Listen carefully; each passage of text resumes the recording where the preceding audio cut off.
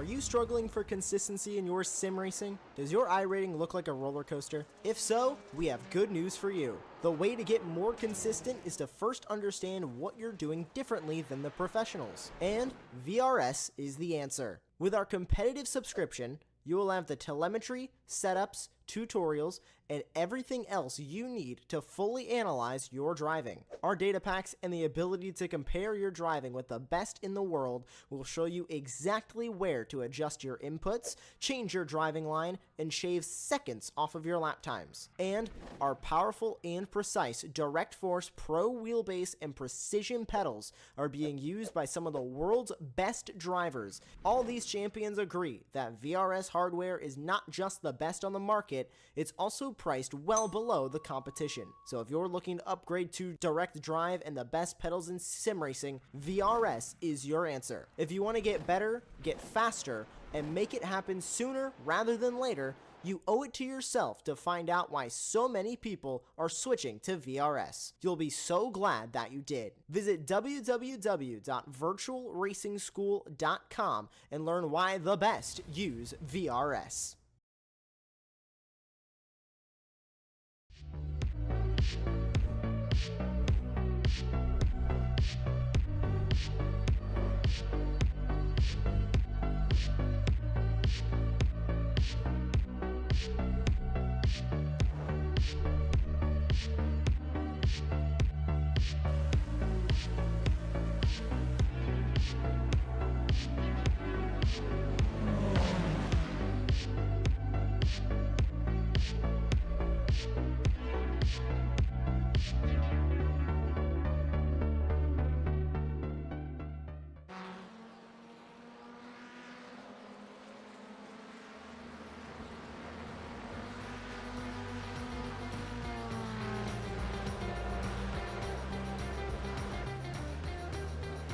Hello and welcome. It's that time of the weekend. If you're a regular, you know what it means. It's the doubleheader of Weekend Warriors, kicking things off for the Formula 4s. If you've not joined us before, welcome along to the show. I'm Tim Cox, but no Charles Michelle this week. He's taking him more about covering a charity race, which is just, we'll let him off for that one. Josh Wilkie in the virtual production trailer as always, bringing us all the key action out on track. And oh, what a season it's been. Round 10 already. Where's it gone as we head down under this iconic circuit? Always delivers on the action when it comes to the Weekend Warriors, that is for sure. But let's have a look at the championship standings before we get underway here today. Truly qualifying just ongoing in the background right now. First off, let's have a look at the Spec 1 category. And Christian Kabanka, well, he's been so dominant this season, and that is why he leads the championship standings, having amassed so far 5 wins from the previous 9 rounds that we've had, with an average of, look at that, just under 100 points per round. Jason Green in second, of course, him and Overstreet both taking the first 2 championships of this brand new season, championship itself. With they've all been relatively newer to iRacing. Michael McConnell still with a shout though of getting himself into the podium spots in the overall standings though. This is only 40 points behind Overstreet. Thomas Renders, he lies in 5th with Jacobson in 6th. Alessandrini, previous race runner back at Mosport in round 4, not with us tonight though. He's 7th with Amanda, Matt Zerbs, who's returning tonight, and Josh Soto running at your top 10. Let's have a little cross look into Spec 2 now, and Benjamin Harris. Well, what a season he is having.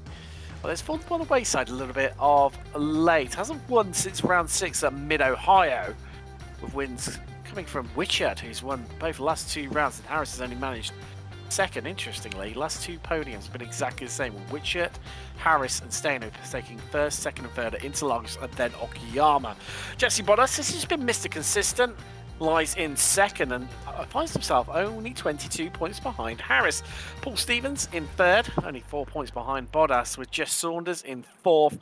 Fernandez in 5th. Staino, who we mentioned about with those 2 places in a row for Bruges, in 7th, I'm taking his first ever win in the series back at Willow Springs.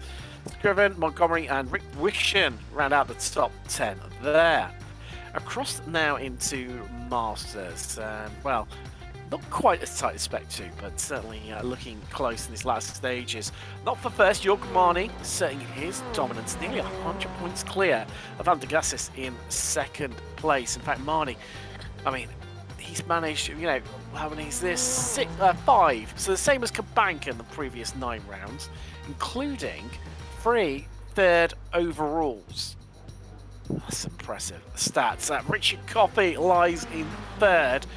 He's only managed third place as his best result this season, but yet finds himself third in the championship. But he's only 2 points ahead of Antonio Reis, who has won overall this season. He won the first 2 rounds, but hasn't won since. Chris Murakami in 5th, then his series organiser Stevie Ray. John Toms, Jim Brewster, who after having a flying season last year, finds himself down in 8th. Gary Walbolt and Tom Laurie going to round out the top 10 in Masters. But let's get stuck into qualifying. Always the draft track around here. I can tell you, provisional pole sitter is Christian Kabanka. Got 4 minutes left on the clock. There he is coming through the field. A really, really treacherous track, this one. You know, these cars love to drift, and you can see plenty of that. Now, that's going to help in the higher speed corners where you really need to turn the car in, and of course, not having any downforce to aid and abet you. But also, some really tight and tricky corners requiring strong change of direction. I think this is going to be absolutely entertaining nonetheless. Jason Green, he's going to join him in the front row as things stand at the moment. Marnie, top of Masters qualifying. Not really a surprise, he's leading the championship. And Harris, your top qualifier in Spec 2, also leading his championship in Spec 2. Chris Simpson, newcomer. Interested to see how he gets on. 5,000 I rating. In fact, to, you know, drop below, well, I was going to say 2.5k. There we go, but we're going to include you in that one at 2,493. But yeah, to drop below 2.5k, you have to go down to 11th, being Simon Bourne. Even then, he's 2.4. So strong field near the front, as always. Kabanka just heading across the line there. No improvement from him, but an improvement from Marnie, who catapults himself up to second. And the front row of the grid, as things stand at the moment, Antonio Reis improving as well, just moving inside that top 10, only just, albeit, into 10th. Well, Kabanka heading to the pits, going to fuel up, new tyres, chance to go once again. Wow. Now the drivers do have the extra option of here, where there's not the usual cold, hard, fast shuts like you get in the official series when it comes to qualifying. When the time runs out, that's it, done and dusted. Simpson goes 7th. You do have, you know, a bit of overtime. If you've started a lap before the checker flag comes out, you can complete it. I don't tend to see things change, but you never quite know. It's all about just getting that perfect run here at Phillip Island. And also picking up the slipstream. I'm on board with Overstreet. Let's just stay on board with there. We'll get a feel for the lap around here. Those you maybe are newer to this track, I mean, don't really feature much, you know, in the higher up series, but it's, I don't get why really. Fast flowing, always entertaining racing, but just making a way out of MG, that tight right hander and then the double left hander of 11 and 12. You're just building that momentum. Well, heading into the pits as well, where you can lose again a lot of time on pit entry. And Overstreet, well, just dipping it onto the grass there. But can you imagine with the old off-track physics that we used to have previously before the latest update this season? Just where she would have ended up there, just skating across the grass. It would have been a disaster. We've got 1 minute left in qualifying. To drivers to start their final lap. Quite a few people heading out again, although those people heading out of the pits, they're not going to get around again in time to start a new lap. As we're looking at around about a 1 minute 39 here. In fact, our top 18 all managing a 1:39. Keep an eye out for Matt Zerbs down in 18th. Antonio Reis just looping it around there. McConnell's just gone up into 5th. Good lap from him. Currently got 4 Americans in our top 5 right now. There's Zerbs. 4.8k. currently down in 18th, so a bit out of position based on his iRacing. That'll be one to watch out for. Can he hook things up and get hit together on this final lap? Jason Green has just gone faster than anyone in Sector 1 as the checker flag is out. Final times coming in now. Is anyone going to improve here? Marnie and Tillo won't because they're on out laps. Green just having rounds now. Just run to the line. Has he got it all together? It was on a promising lap. No improvement in Sector 2 though, but as he crosses the line, is it any improvement? No, he goes slower by just under half a second. As Simon Ball then displaces him for third. Green will remain on the second row. But the Brit, well, where did he come from? He was well outside the top 10. And then just casually just puts it into third place in the second row of the grid. Great stuff from the Brit here. Hitting round 10. Really, really coming together for him. He's a driver that seems to have just come to light of late. Someone who's been around the Weekend Warriors for quite a while now, but I mean, if iRacing is anything to go by, he is the David against the Goliaths and the Giants here. 2.4k is Ball. Sandwiched between Marnie, who's 6.4k, and Jason Green, who's just a casual 5k. The big numbers around him. Can he hold under the racing conditions? Josh Soto, who's looked really good this season, both in the Formula 4s and the SRS that you'll see later on. Coming up in around about a couple of hours' time here on Apex Racing TV. And now following this broadcast, Tim Staino just casually putting up into 12th there. Good, strong result for him. And look, our top three in Spec 2 all starting one after another. 10th, 11th and 12th for Harris, Ogburn and Staino. They want to cross the line. We should be able to bring up some great results very, very shortly. Bit of a mention, just going on the channel right now, is the Make-A-Wish charity race. Make sure you head across there. Put in a lovely donation for what is an amazing, amazing charity. I'll be covering the race, well, in 2 stints. I'm, going to just casually pop along and add my voice between the two SRF, so between the 2 Weekend Warrior races, and then after the SRFs as well. And that's the beauty of sim racing, isn't it? It brings people together from across the globe, and well, we all come together in such a great way when it comes to these charitable events. Let's have a look at the grid for this evening in the Formula 4. It's round 10 here from Phillip, Ireland. Kabanka starting from the front row on pole with York Marnie, top qualifier in Masters, next to him. Row 2, Simon Paul at the depth, just getting it onto the second row. He joins Jason Green. Overstreet and McConnell make up row 3, with Chris Simpson, newcomer, next to stalwart Jim Brewster with a solid lap for him. Second highest Masters qualifier. Fourth below has Benjamin Harris, your leader in the Spec 2 Championship for company on row 5 and rounding out your top 10. With second and third in Spec 2 qualification, sharing row 6, it's Ogburn and Staino. On to row 7, Antonio Race, maybe a little bit behind where you'd expect to see him.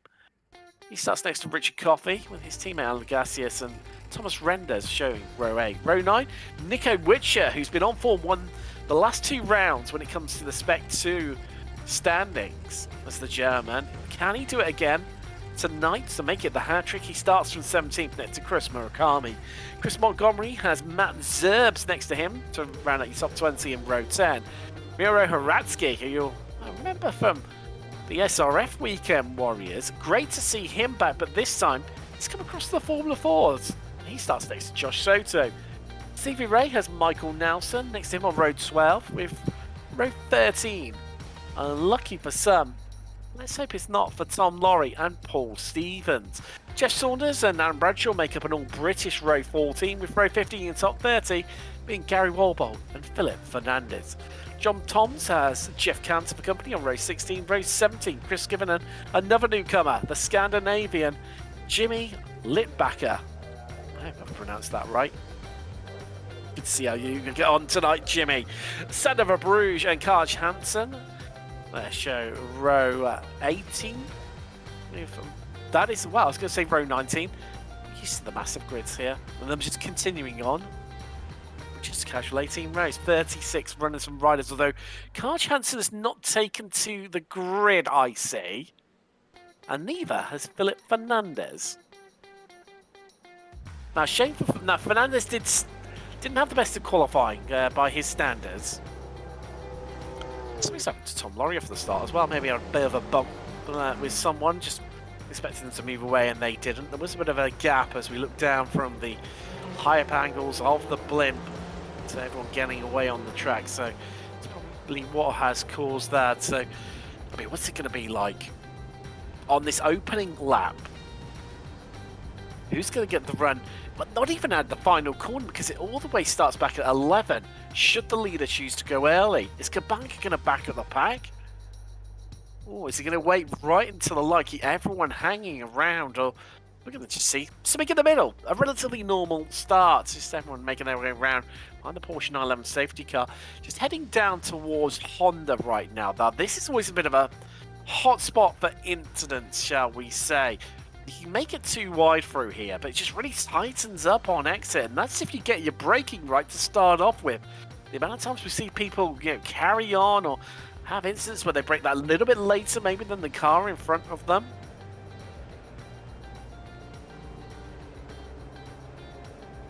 Down into Siberia. You've got to really utilize that camber on the inside. They're sort of plan out a little bit on the higher side. Don't tend to see many overtakes through there. But then again, this is the SRFs, they're just as bad. This is the Formula Ford weekend warriors. You can expect to see entertainment and action in unexpected places. Quite often on the regular. This is going to be treacherous. Just where they're heading through now, through Lukey Heights. The car just, getting light due to the elevation there. Cold tyres could prove to be treacherous on the opening lap for a few of our drivers. So we're just heading through now. Safety car's going to be pulling in very, very shortly if it hasn't done already. Leaders, there we go. Kabanka just backing him up. Porsche 911 safety car is in. Let's get ready to go racing. Round 10. From Phillip Island in Melbourne, Australia. As we wait, Kabanka's leaving it late. And here come the lights as we are green. We are racing, and they stream down to turn 1 and already trying to make it 3 wide on the run down the 1. Is this going to end in tears? Their top 4 side by side, and they almost try to make it 4 wide, but they're making it through somehow. Balls catapulted himself up into second. Overstreet's picked up 2 into third, and Marnie and Green lose out.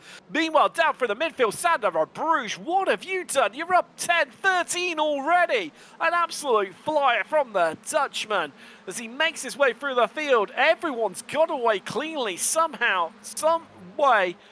Fernandez has got going from the pits. That could prove to be a wise move. Meanwhile, up front, that's Simon Ball. Oh, he's out-braked himself, and all his hard work is undone as he looks to rejoin the track. As that looks like that's one Antonio Race just going a little bit wide there too. Toto and Toms have maybe had a bit of a coming together as well.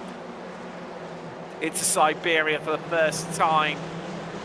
Jeff Cantor falling through the order. Harris as well, your Spec 2 leader. He's well down. He's dropped 23 places down to 33rd. Not the start that he wanted. He needed it. It's going to mean your leader in Spec 2. Wow, that's going to be David Ockburn. He's into 9th overall. Nico Whitshirt's had a great start, looking to try and have it started 17th, trying to keep that momentum. It's one of the previous 2 rounds, looking for the hat-trick in Spec 2. As we build on the momentum, this is where it gets fun, and they almost bang wheels as Antonio Race just elbowed out. Oh, there's a spinner. Who's that around? Oh, it's Catalyst for the big one here. 3, 4, 5, 6, 7 as we look down from the blimp. What is happening here? And wow, that is claimed a lot of casualties here. Ball, Cantor, Staino, Zerbs, Haraski, Ray, Nelson, Bradshaw, Scriven, and Littbacker all gone out. Wow. A gutting for Simon Ball after putting it onto row 2, leading the race down into Honda, and now into the pits. And Phillip Fernandez, starting from the pits, is all of a sudden starting to look like the wise move. So, Sitrep, what does that mean? What has happened? Well, Kabanka leads from Overstreet and Green. They get top 3 overall in Inspect 1. Marnie leads Masters, with Brewster up into 2nd in class. And Alan Pegasius 3rd and running out your top 10. Spec 2, David Orban leads. He's 9th overall. Sander Bruges 14th. Montgomery 17th. What's happened to Witcher? He lost a lot. Lost out big time from that. I do wonder if he's carrying damage potentially. So there's John Toms making his way through. There is Witcher. Yeah, that's not looking too good. Yeah, maybe a bit of broken front right suspension damage there. And of course it happened well after the pit lane entry. So people just desperately trying to scramble and drag and haul their cars back around again. There goes Jeff Saunders, just casually passing him. Meanwhile, up front, Overstreet's taking control of this race ahead of Kabanka as she runs wide. It's almost like whoever gets to the front does not want to lead at this stage. And oh, well, how does she drift through the corner there, holds on tightly, somehow, some way, and retains the lead over Kabanka. We've only done 4 minutes, folks. We're a 10th of the way through. We knew we were in for the wild ride here at Phillip Island. It always brings the action, the excitement and the drama, and it's not failing to deliver here in round 10 of the Formula Ford Weekend Warriors. I'm forgetting wearing my jumper now. I'm all hot, all waked up. So, you know, Josh has told me, our producer, he's trying to find images of exactly how things unfolded with that big incident we saw on the front straightaway. And here we go. So this is Simon Ball. Was he the catalyst that started this off? On board with him. Wow, so someone lost it in front. And he came flying in unawares. Cars strewn and stricken all across the track. Practically a roadblock. I think it may... I'm trying to guess here who could have been who started. I think it may have been Adam Bradshaw. Or maybe even Nico Witcher, because he was higher up through the field. There was someone with orange paint, so it's maybe Richard Coffey? He's lost a lot of places from that one. Or maybe even Tim Staino. As Josh is thinking it's Tim Staino who started that one off. Let's have a little look. Yes, I think this could be the... Well, I say the culprit. Just got onto the grass on the outside. Turned him into the wall. He was just a passenger in that stage, and that's what started things off. Wow. And it's not even like he can really recover to the pits. Because when you're still being hit, although you're stationary... Oh, there we go. Bang, bang, bang, bang. Car sent flipping, cartwheeling, catapulted into the air. And the damage ensued.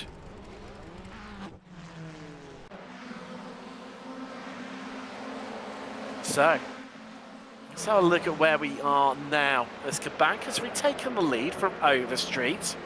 Not surprising, we're going to see a lot of that here today. The chopping and changing around due to the magic of the draft here. These cars not really known for drafting too much due to the lack of aero, but you definitely do it. And certainly, what better place to do that than Phillip Island? A true draft track if there ever was one. On Sander Bruges, highest overtaker of the race, although hardly benefiting from that incident earlier on. 21 places he's managed to gain, and talk about the slipstream, talk about the draft. There goes Overstreet, slingshotting away past Kabanka. But who's going to be the wise person? Who's going to sit behind? Who's going to fuel save? While lying in third, and he's remained there and not gone anywhere. Jason Green. Always one to watch out for when it comes to the fuel strat. What can he do? What can he do? There's for Bruges. Second in Spec 2. That's at least David Ogba, but right now embroiled in a battle with Soto behind, Tom Lorry in front. 3 different classes scrapping away here. In fact, for Bruges just coming under pressure here, going to box in cleverly. Are they going to looking defensive on that inside line? May even have a bit of a look up the inside at Lorry, and is going to get the move done.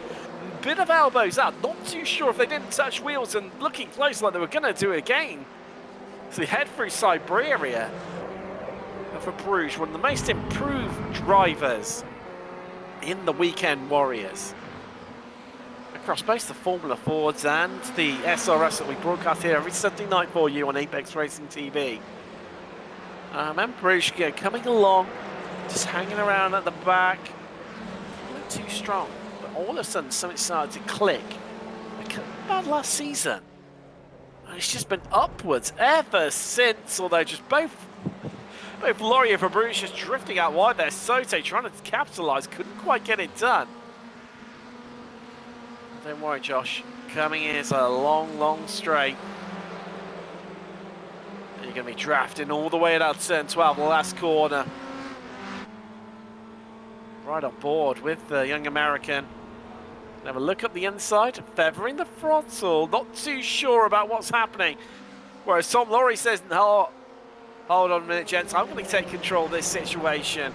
He heads to the front of this group as that's someone off. And I think there might have been other people collected with it. That's Adam Bradshaw. Was he the cause of that big puff of smoke there? Like someone had spun. I think it would have been, yes. Producer Josh Green with me too, so looking like the likely culprit of that one. Things just starting to quieten down now. Now pit window. It's about opening right now. Because drivers do have to take one pit stop. As we are limited on fuel, which forces you to do so. The longest we've ever seen run in the Formula Fords would be around about a 32-minute mark, one stint. It's incredibly hard to do so. And you have to have certain tracks where there's lots of fuel-saving opportunities and we should do so.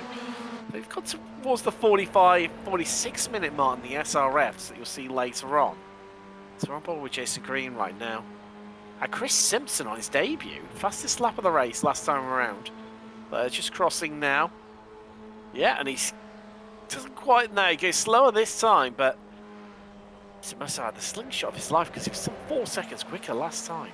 No, sorry. Apologies, I've already put in a 136. It was 139.6. With number dyslexia clicking in there. And he's right in this pack here. Involving Kabanka, Overstreet, Green, Marnie himself, and then Michael McConnell at the tail end. Antonio Race, well, he's lost the slipstream and it's going to fall by the wayside. And then you've got the best of the rest pack as Marnie just trying to have a bit of a look there. Couldn't get it done. So the next pack being led by Jim Brewster, Ford Solo, DeGassius Renders, Ogburn, who's your leader in Spec 2, involved in that one. So is Chris Murakami. And then we've got that Lorry Soto for Bruges, and well, Chris Montgomery now onto the tail end of that. So 4 key battles to keep an eye on here.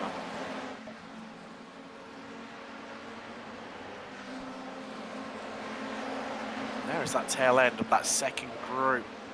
See, heading into the distance, Chris Murakami. At the rear of it, rear gunner was Renders has a good look into MG, a big dive, but it's not good enough. On board with him, wait for the slipstream to kick in here, folks. Through 11, through 12, a slight little lift mid-corner, just trying to balance that throttle and control that understeer that really forces you out onto that curbing on the outside, which can be good, but too much of it does hurt you. And Renders, well, initially looking like he's going to sit there and makes a late lunge just to cover off Ogburn, who's making advances. Meanwhile, Degassis and Brewster go to battle for the lead of this group, and it's Degassis is going to take... No, sorry, that's for Tullo. Just casually popping it in there, picking up a couple of places. Degassis actually losing out from that, and dropping down a couple. There is Brewster. You can see behind Tullo right now, the Brit. Good to see him at the front. Well, for now, as Brewster just sends it down into Honda. Constantly evolving and chopping and changing. We've always saw it in the opening stages between Overstreet and Kabanka, but it's nothing like what we're seeing between this group right now. They are having a whale of a time out there. Constantly chopping and changing, overtaking in places that you shouldn't be overtaking. Jim Brewster trying to get it done round the outside, then backs out of it, and Renders nearly ends up into the rear of Brewster. Tullo still leads this group. Let's not forget, folks, this is the battle for 8th. The battle for 8th that's going on and involving what, 2, 4, 6, 7 cars. Bruce has just keep an eye on the battle behind them. Soto and Laurie still together. Bruce has dropped off a little bit. Kabanka's just taken the lead from, well, Overstreet, and Jason Green slingshots his way right to the front, taking the pair of them. Just looking like he's out for a casual Sunday afternoon stroll after a roast dinner. Breezing past. No stress, no strain from Green. And this is a strategy we haven't seen in an incredibly long time from Green, where he gets to the front and takes control. Normally one just to sit behind and fuel save and work that strategy. Meanwhile, on the attack in the background there, Simpson having a lunge. He wants a piece of 3rd place and heads past Overstreet, who now finds herself down into 4th. Just have a good friend, and quite often in race comms with her is Jorg Marnie. Those two need to work together. They need to evolve the strategy if they want to take on the drivers in front of them. You see just from the inputs, the way the car's just dancing around and slipping and sliding here. Natural characteristic, and Phillip Island just really just brings it out here in these Formula Fords. So they wind things up again out of 11 and through 12. 14, 15 minutes in fact on the clock. We get to do it once more. Who's going to take control this time around? And all this batting actually slowing them up slightly. It's allowing Antonio Racers to catch up to them. As here comes Simpson and Kabanka as trying to go 3 wide into turn 1. Green says, no, I don't want to be part of this. Backs out of it. It goes from 1st down to 3rd. Kabanka remains 2nd, but it's Chris Simpson. And clearly, 3rd place is the place to be on the run into 1. Meanwhile, Brewster back to the lead. Tullo squeezed out wide. Renders trying to squeeze up the inside there. He's going to put him on the outside down into Honda. But he's got it done. And for Tullo, down to 10. Actually, Michael McConnell's, I think he might have had a little bit of an incident, a bit of a twitch or something, because he's lost time to that group ahead of him. He's out 1.6 seconds behind them now. He's looking back from Renders. This is like having such a great battle, so much fun. In fact, losing time to Antonio Race, he had nobody to draft off of. He's stuck in a little pocket by himself.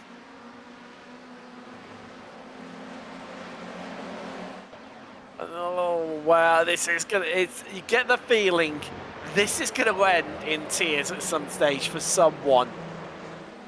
They get so close as you like, through parts of the circuit. You just do not want to be doing it. But everyone pushing and shoving, egging each other one another on. Daring someone to push that little bit harder into the making a mistake. Meanwhile, Well, we're on lap 11, so I guess this makes it round 11 as we head down into turn 1. But this time it's just a too wide affair. And our top two swap around. It's Kabanka back in the lead out from Simpson.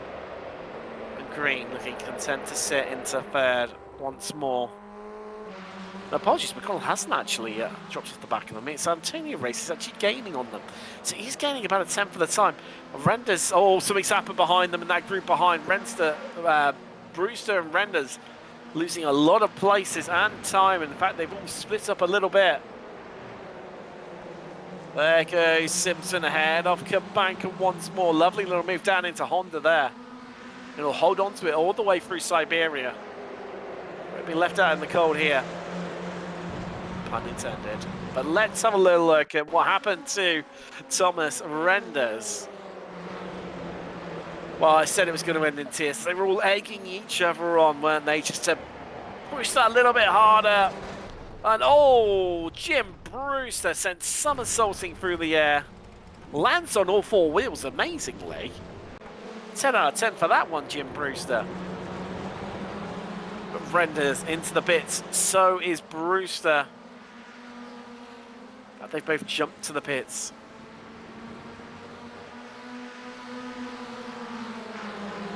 Well, here we go, folks.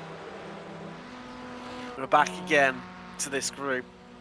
And we're back again to that run down to turn 1. And it's Kabanka back into the lead once more, or is he? Because Simpson, I tried to hold on a little bit. Now we have seen the outside line in the SRS work into turn 1. Because if you can keep your car just alongside enough, it gives you the inside into turn 2, the southern loop. And quite often, you end up being more favourable there because there's not a lot of grip on the outside line through the southern loop. And you also get bullied by all the cars behind that just follow the inside line through, and it's so easy to lose so many places. To Siberia once more. We are seeing some many crazy moves coming out of this corner. Ready so far this race. We're going to see them again. This group a lot more orderly, shall we say, compared to the best of the rest group that were just having a massive go at each other every opportunity. It was pretty much a street fight here at Phillip Island between them. No holds barred. But complete respectful with minimal contact, if any. Well, until we saw the very end of it. That instant involving Brewster and Renders, who are yet to get going again. So far, retirements this race as well. We'll just look at this action right now. So there goes Brewster out of the pit, so he's got going again. Simpson to the front, Kabanka slots in behind. Marnie ahead of Overstreet, who, let's not forget, about 5 laps ago, she was leading on that run into Doohan corner. But now to the tail end of this group. And is Michael McConnell the dark horse amongst this? He's remained at the back despite everything that has gone on from the 5 cars in front of him. Is he biding his time? Just playing the fuel save game? Or is he holding on for dear life? Let's have a little bit of a listen in. See if we can hear any fuel saving. I mean, surely he's got to be down the front straightaway at least. Bare minimum. Because he's not making any attacks whatsoever on the cars in front. Has not gained a place at all since he started this race. Having started in 6th, currently in 6th. He's been there all race long. Bit of a feather the throttle. Looking all good right now. And this is where it's going to be interesting. We're going to get an epic view of what's happening at the front. Oh, that is Simpson bailing. He goes early and he's the only one to go. Well, how's that going to shake things for Chris Simpson? Connell just falling back a little bit, but look at it. It's like he's biding his time deliberately, so he gets the run. But Antonio Race now, wow, he's gaining.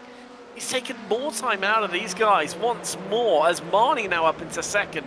Green down to third. Well, I say down to third, I mean, effectively, Marnie's just displaced Simpson, who's headed to the pits. And Overstreet following through too. So Green down to fourth now. There's Simpson. But where will he be coming out? As producer Josh is saying rightly, seems to be taking a long time, and yeah, he's been stationary 28 seconds. That seems like an incredibly long stop.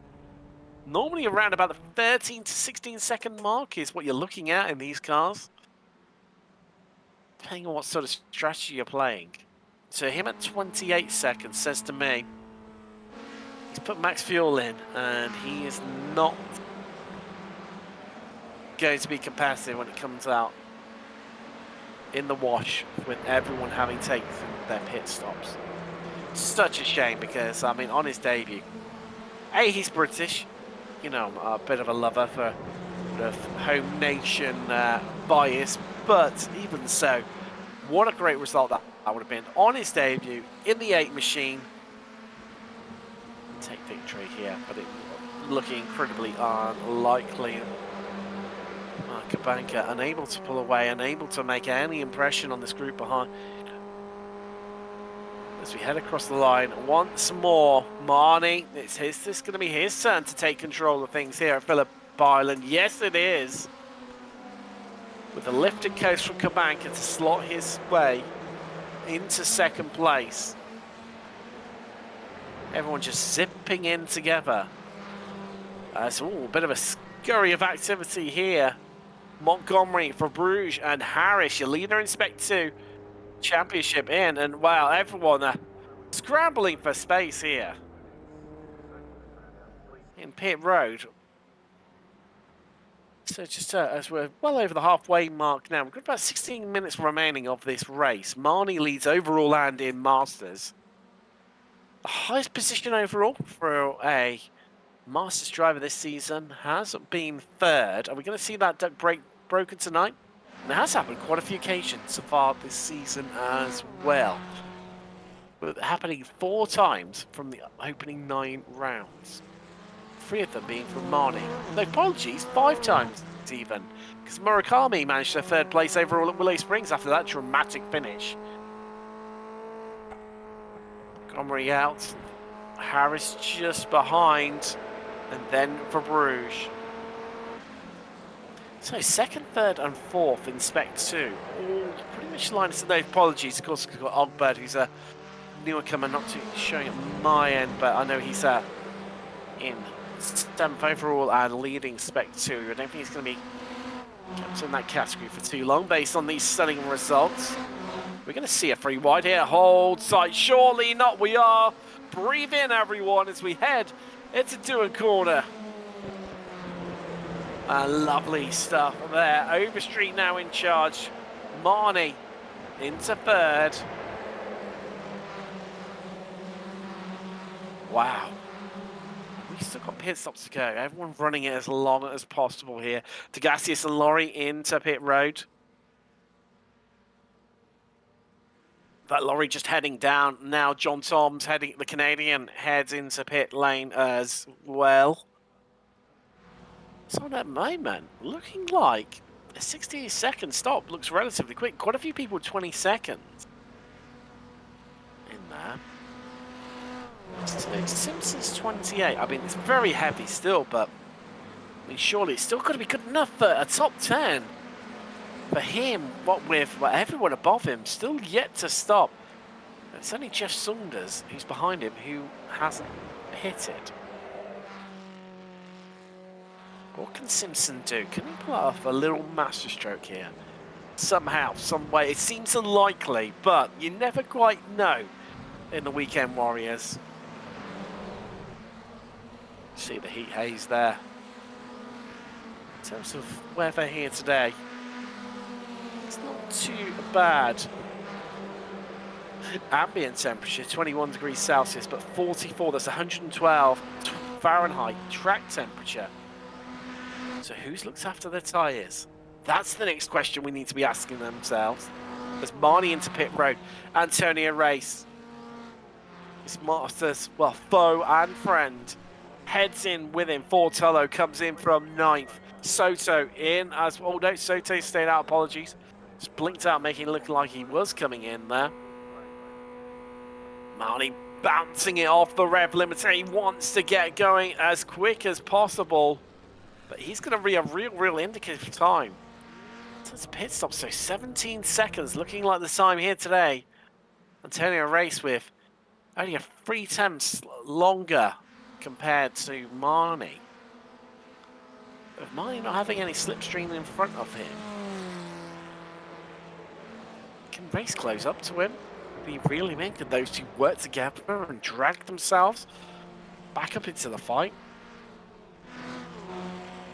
Murakami will lose the lead of Masters after he has pitted.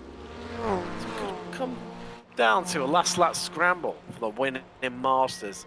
Certainly going to come down to that for overall, I would imagine. There's Jeff Saunders, who, well, he was the last person to stop that was outside of the top 10. Gets going once more, so it's going to come out around about 19th place. Maybe 20th is Saunders. Actually, make that probably 21st. That's Cantor in as well.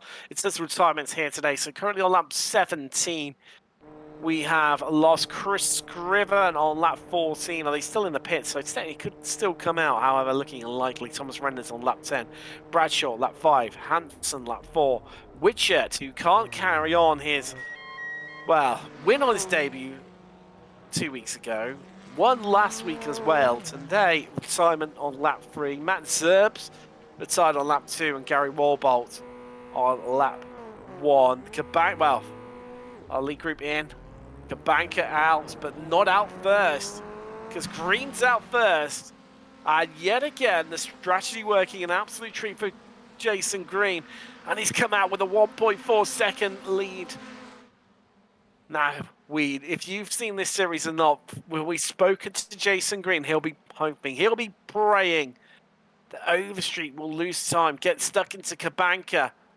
The Kabanka will get stuck into her, and they'll battle, and this will be a cruise to victory for Green.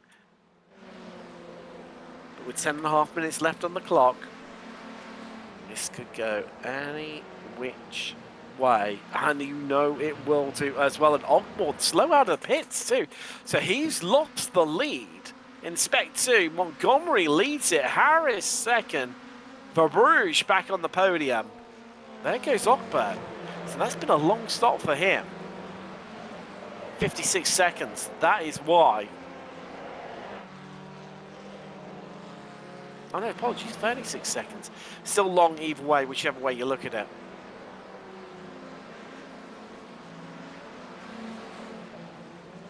This is now your battle for the lead in Spec 2. Montgomery versus Harris.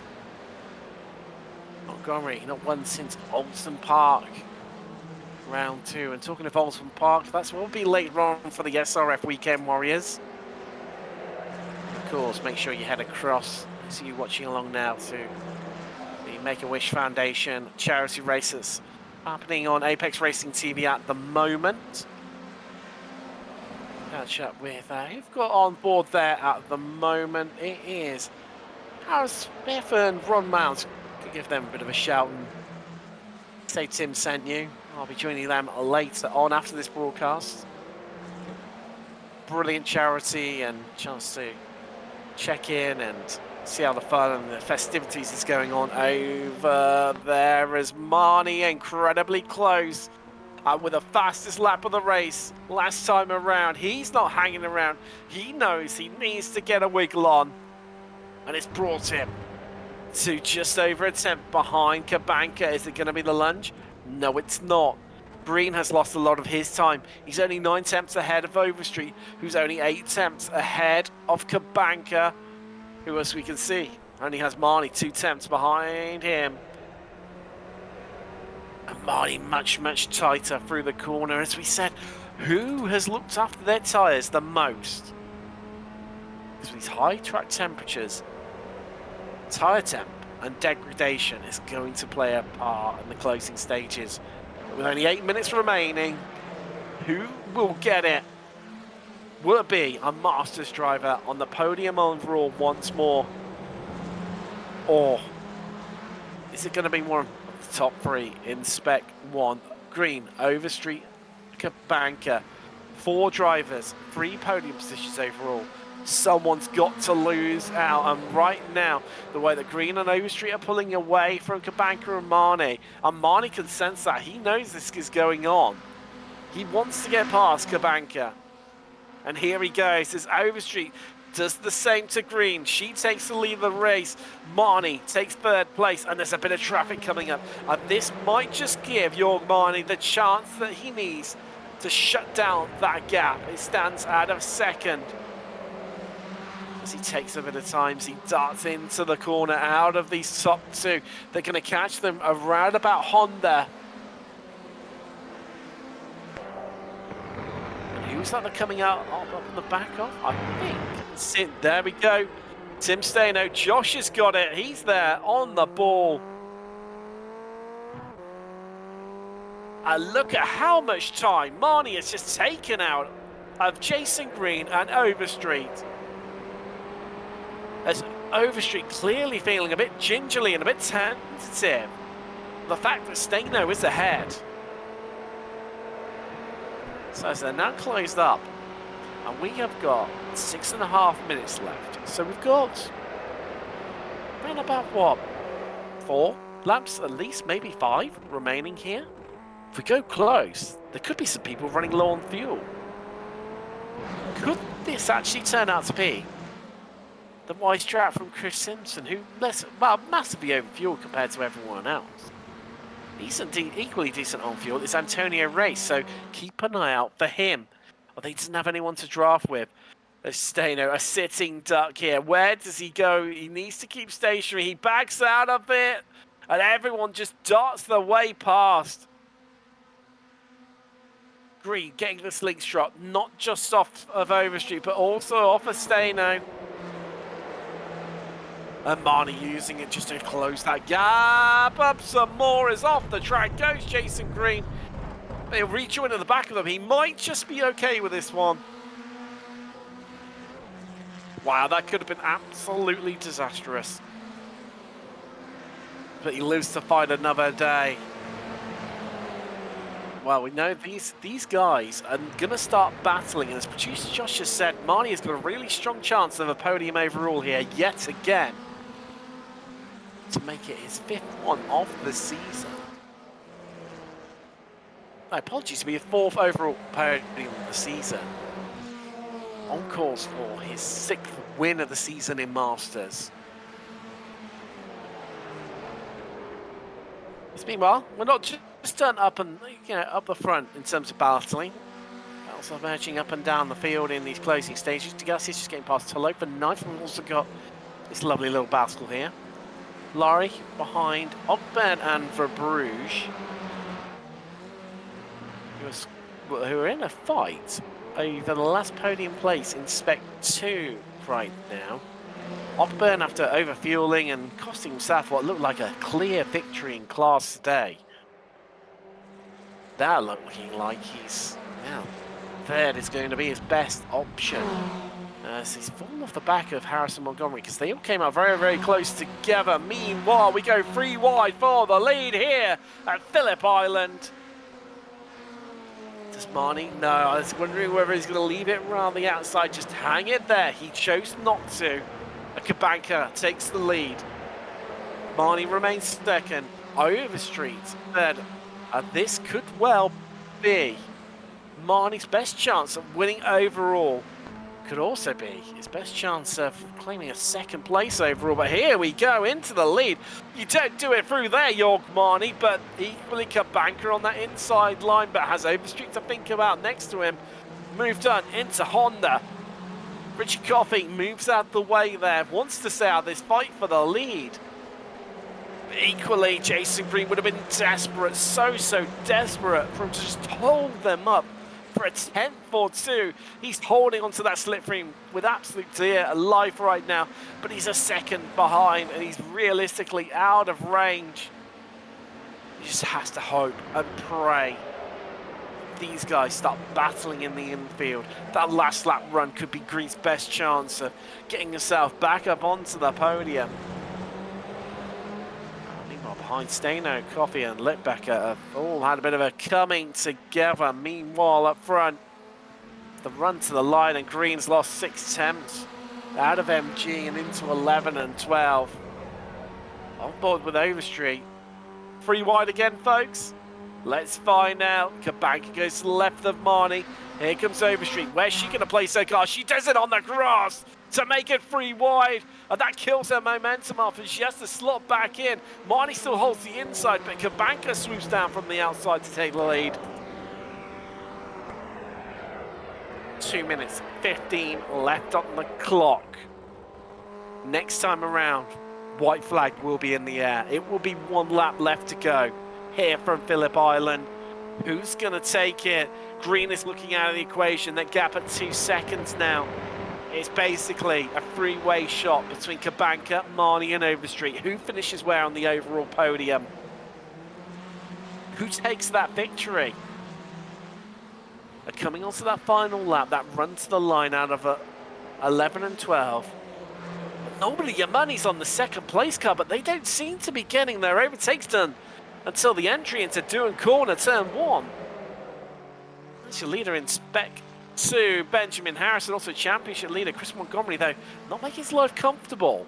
Montgomery wants that victory in class. As mentioned earlier on, Montgomery hasn't won since Oldham Park. In equal terms, this was round 2. Harris hasn't won since round 6, and they almost touch wheels into Honda. But Montgomery's ahead in scintillating style. He now needs to hold on. He's up 8 places overall. He's up 2 in class. It's the 2 Americans go to war after that position. And looking at the clock, white flag in the air. 1 to go here from Phillip Island. Kabanka on the inside. We look down from the blame. Marnie swoops down. He takes control, but it is so tight. Overstreet trying to keep her car just inside of Kabanka. Can she do it? They're side by side for 2nd place. They almost touch wheels once more. They interlock wheels and get away with it somehow. Scintillating stuff, spectacular being played out as we look back from Marnie. Who's going to give this one up? Who's going to take 2nd? Or is one of them going to slingshot their way into 1st? Overstreet goes to the outside. Marnie blocks and covers off that inside line. That's going to give Kabanka the run, the potential to take 2nd here. But Overstreet still remains in there. Into Siberia. Digging in deep, everyone holding on for dear life right now. A Kabanka into 3rd, but this is not done and dusted. We still have that run to the line to come.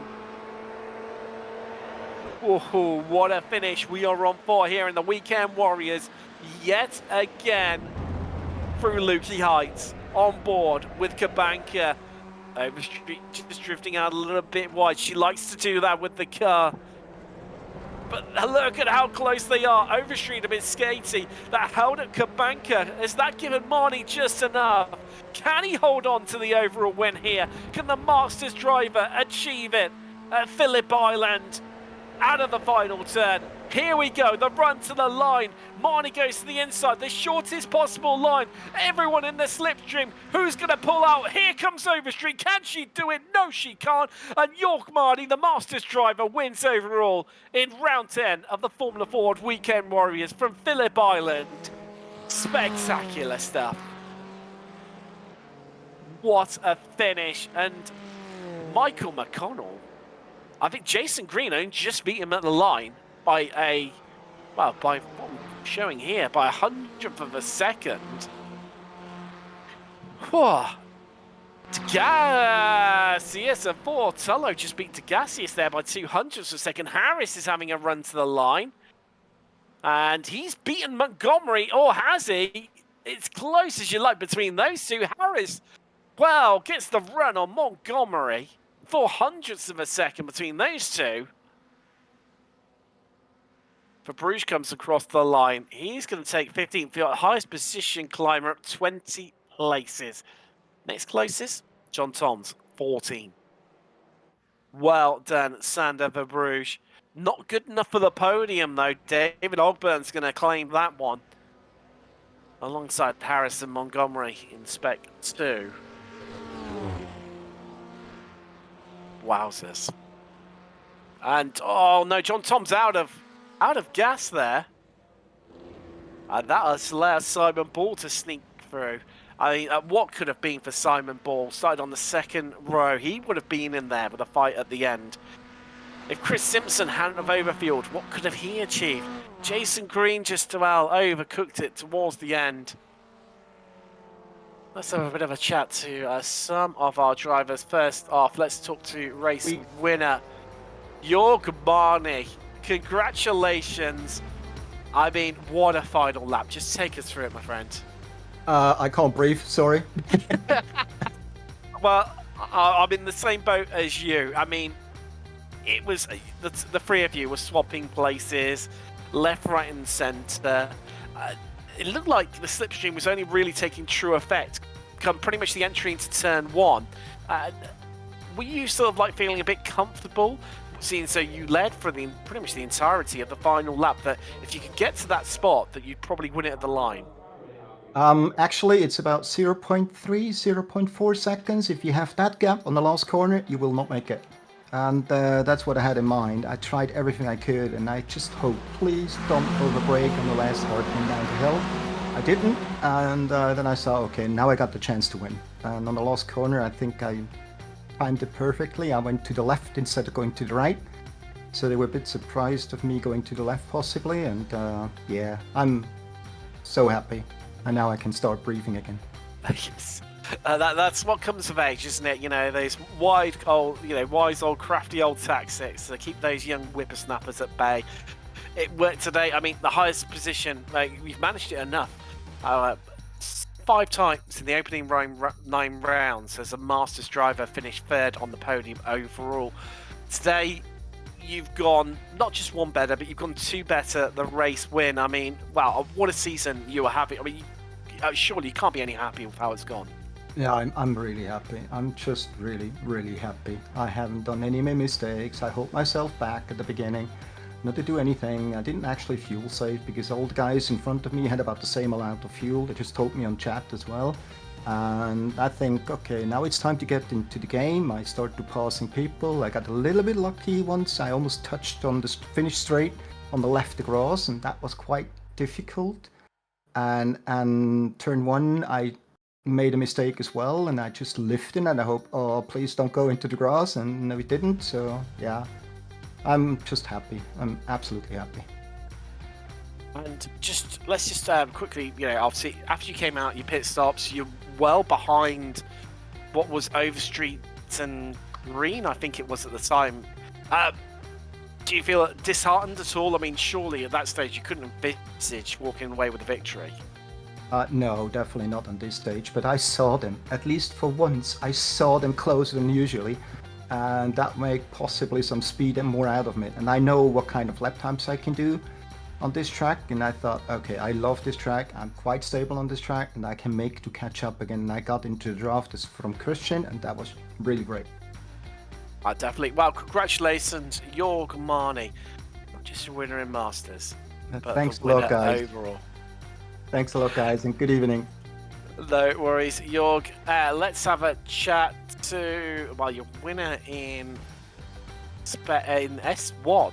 Not your winner overall here today. Megan Overstreet joins us now. Megan, I mean, wow, what a wild ride that was. Yes, it was incredibly wild and intense there at the end.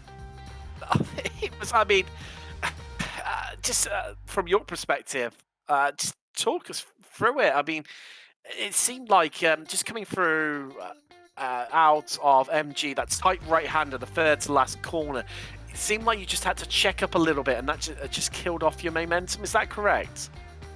Yeah, just a little bit. I slowed down just a hair too much and didn't get as good of an exit as I would have hoped. It was still real close though there at the line, only 60 thousandths. Yeah, you know, it's not too bigger gap, is it? I mean, we a little bit surprised. Jorg mentioned that he moved to the left just to try and do something different to catch you guys unaware. Did you? Well, did it catch you unawares, or could you work out that what he was playing at? Yeah, I could pretty much work out what he was playing at. I figured he was going to protect the inside wall, or technically the outside wall, if you look at it that way. Yes, I know what you mean. And, but I mean, before that, I mean, Choppy's changing around, first, second, third, fourth, or fifth, bouncing around that sort of area. I mean, had you got any sort of strategy in the early parts of the race in terms of how you wanted to play it, or was it just a case of just remaining in that group? Pretty much remaining in the group as much as possible. Like, I was trying to stay near the front just so I could avoid any possibilities of getting caught up in something. Because, it's drive track, there's always a chance that could happen on a stack up during a break zone. But yeah, for the most part, I tried to save a little bit of fuel so I didn't have to take as much during the pit stops, but I still took a little bit too much when I pitted. But I'm still happy with where I finished in the end. Definitely. Well, congratulations. Winner in Spec 1, although not quite the win overall, but winner either way. Megan Overstreet there. Let's have a chat to another one of our drivers. Only got time for the winners tonight. As I put that off to another broadcast. Ben Harris joins us now. Ben, I mean, what a season you're having, my friend, and just another win to your name. And well, it's been a while as well, hasn't it? Yeah. There's been some fast guys coming in recently in our class, so I feel very fortunate to actually be able to snag a win again. It was an insane race, let me tell you that. Yes, I'm trying to remember. I think you missed out on. You were just in front of the big one that happened. Did you see that? But in your mirrors at all? I actually drove right through the smoke of that one. Before that, lap 1, I went into a braking zone. I don't know who, but somebody came up way too hot behind me, took me out. I had to go out on the grass and just let everybody just by, and that really hurt. Then I come around the start-finish line, and I don't know, it's like confetti. Formula Ford confetti all around me. It's smoke. I'm just driving through the smoke, and got a whole bunch of freebies there, and just managed to get with some good guys later on, and we Chris Montgomery, we were drafting each other and just kind of put our heads down until the last lap, and just had a good race after that. It was a lot of fun. Well, because at one point we did have obviously yourself, Chris, and Sandra Bruges. All three of you together after the pit stops. But I mean, do you feel a bit of comfort when yourself and Chris managed to drop Sander? Yeah, I think he might have touched the grass or something. I'm not sure what happened. He was right there with us the whole time. Then just, I mean, with the guys who are racing, one little mess up, you lose draft, and it's just over after that. And like I said, after that, Chris and I were draft passing each other. So he really, once he lost that draft, he has no chance of catching back up. I mean, we've got 2 rounds left, Ben. I mean, surely, I know a bit early to talk about it still, technically, but Road Atlanta, Road America, the championship, it's starting to look within touching distance for yourself. You feeling like you can do it? Possibly. I mean, nothing's sealed, it's all up for grabs. It's just been a fantastic season racing these guys. It's been a lot of fun, and I feel fortunate to be up front, and yeah, hopefully I can hang on to it, but we'll see what the future weeks have to hold. Well, all the best for you, Ben. Hopefully we'll be talking to you at the end of the season with you being the champion. Good luck for that one. That's Ben Harris, your race winner here today, and also championship leader in Spec 2. But I was going to say that's all the time for. We need to run through the classified results very quickly. Before we head across, of course, going on the other channel right now, we have the Make-A-Wish Foundation charity race. Make sure you head across there. Support a great cause. And also, of course, coming up on the channel in around about just an hour's time, we'll be live from Alton Park for the SRF Weekend Warriors. But to run through things here, Yogmani taking the victory, not only in Masters, but overall. But he only did it by 0.06 of a second. With Kabanka, it's Overstreet in second, taking that win in Spec 1. With Kabanka, third overall. McConnell, despite finishing fourth, Spec 1 podium for him. Jason Green at the end there, running out of fuel, and look at that. 0.06 of a second. McConnell beat Green at the line. Don't tend to see that one from Jason Green at all. Antonio race on the podium in Masters. Simpson, then Murakami rounding out that Masters podium with Fullo and Degassius rounding out your top 10. Then our top 3 in Spec 2. It's Harris Montgomery Ogburn with Tom Laurie 14th then for Bruges. Stephen Saunders Ball taking up to 18th, getting the Simon Ball having started on the second round of the grid. John Toms, Jim Brewster running out your top 20. Cantor, 21st last drive on lead lap. Then Steno, Fernandez, Ray Haratsky, Nelson on 1 lap down. Coffee 2 laps down. And then into the retirements. Littbacker on his debut. Sadly lost him on lap 21. Completed 24 laps here today. So on lap 16. Scriven lap 14. Lap 10 for Renders. Lap 5 for Bradshaw. Hansel lap 4. Whitshirt, gutty for him, couldn't make it 3 wins in a row. Spec 2 retired the car on lap 4. Matt Zerb retired on lap 2. And Gary Walbolt on lap 1. As I mentioned, that's all we've got time for here today. Thanks very much for joining us on the Formula Fords. Stick around. Just go and watch the race from Le Mans for the Make-A-Wish Foundation on Apex Racing TV. If you can afford to, stick a bit of money towards that great charity. I'm going to head across now and give some insight and info to that one. But I will be back in about 50 minutes to an hour's time when we'll be live from Alton Park for the SRF Weekend Warriors. Make sure you join for that one. But from South, Tim Cox, Josh Wilkie, and Charles Bushell in spirit. We'll see you in a week's time. We'll be live from Road Atlanta. Thanks so much. Good night.